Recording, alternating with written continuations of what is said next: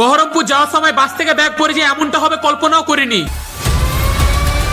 আসলে আজকে বহরমপুরে ক্লাস আছে, তাই সকালে উঠে ফাটাফাট রেডি হয়ে বেরিয়ে যায় জেড নশো নিয়ে। সারা ব্রিজে উঠবার সময় যা কষ্ট হয়, নিচ দিয়ে ট্রেন যাচ্ছে, ওপর দিয়ে মানুষ যাচ্ছে। আমি হলে বিপরীত করতাম, ওপর দিয়ে ট্রেন যেত, নিচ দিয়ে মানুষ যেত। যাই হোক, তারপর চলে আসি উমরপুর, জেড নশো রেখে দিলাম। শুনলাম নাকি বাস চলে এসেছে, তাড়াতাড়ি ধরতে হবে।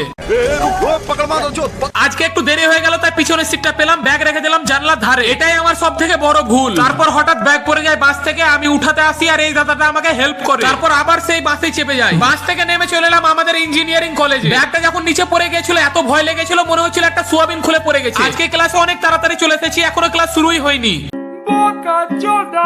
তারপর শুরু হয়ে যায় ক্লাস। আজ ক্লাসে অনেক কিছু জানতে পারলাম, অনেক কিছু শিখতে পারলাম, সবই ইউনিক। অনেকক্ষণ ক্লাস হলো, এখন হাফ টাইম, এরপর আরেকটা ক্লাস হবে, তাই কিছু খেতে চলে এলাম। তারপর সব ক্লাস শেষ করে এখন যেতে হবে বাড়ি, তাই চলে এলাম বহরমপুর বাস স্ট্যান্ড। এখন ধরতে হবে বন্দে ভারত বাস। বাসেও চেপে যায়, সিট একেবারে অ্যাভেলেবেল, শুয়ে একবার মারাও যাবে। ব্লগটা কেমন লাগলো অবশ্যই কমেন্ট করে জানাও। যারা যারা ভাইকে এখন পর্যন্ত ফলো সাবস্ক্রাইব করোনি, প্লিজ করে নাও।